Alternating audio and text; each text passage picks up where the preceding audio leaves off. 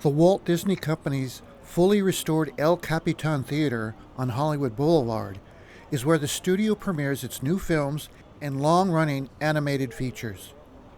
A magnet for family entertainment on the boulevard, this theater is said to be the top-grossing single-screen theater in the United States. The brilliant neon marquee and ornate Spanish Revival decor make the El Capitan a rival for the attention of visitors to Hollywood. The elaborate Spanish Colonial Revival style exterior, with its ornate, gilded, and carved plaster, is richly painted in jeweled tones. The Opera House motif and the lavish East Indian-inspired interior has a rich old-world decadence. Built in 1926, the El Capitan began as a theater for live stage performances. It opened as a legitimate theater in May of 1926 with Charlot's Revue, starring Gertrude Lawrence. In a little more than 15 years, the El Capitan staged more than 120 live productions at the venue. Weakened by the Great Depression, the El Capitan was converted into a movie theater in 1941 for the premiere of Orson Welles' Citizen Kane.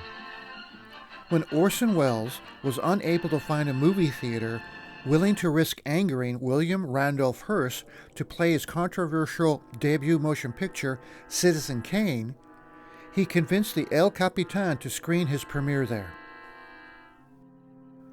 The theater was purchased by Paramount Pictures in 1942 and remodeled in a modern style with the decor covered by curtains, drop ceilings, and false walls. It reopened as the Paramount Theater with Cecil B. DeMille's premiere of Reap the Wild Wind. The Paramount was a great success, and over the next few decades, the theater hosted many red carpet premieres.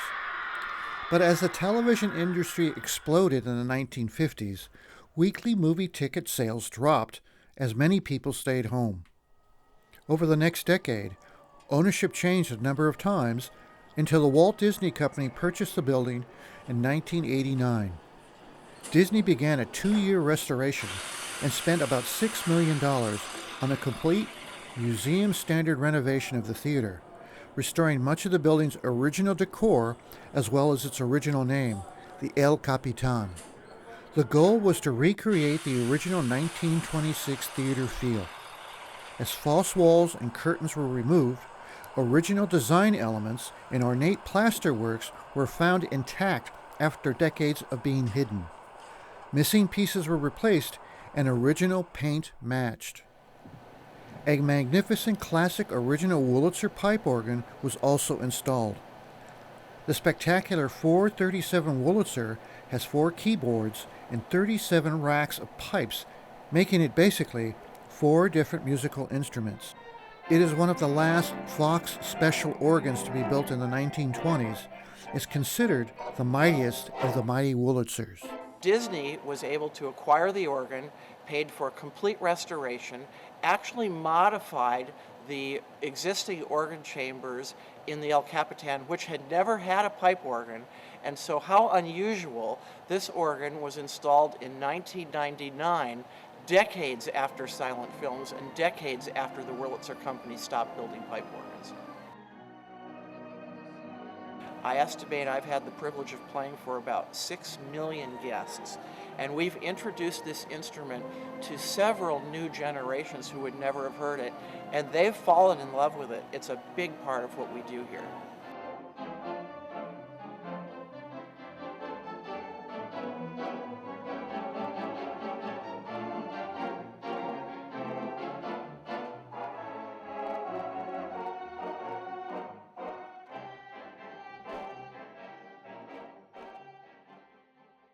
The restored El Capitan reopened in 1991 with the premiere of The Rocketeer.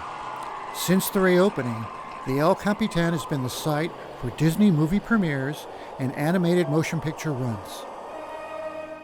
The El Capitan's gleaming aesthetic reflects Hollywood's golden age, but with state-of-the-art picture and sound systems, drawing people to watch movies as intended on the big screen.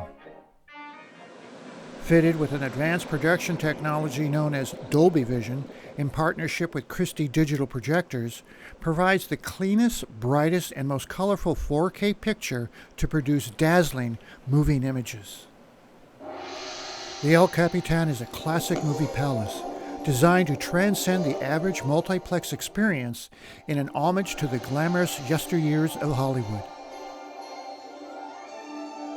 In addition to presenting blockbuster Disney films, the theater displays costumes and props of current movies, along with live celebrations.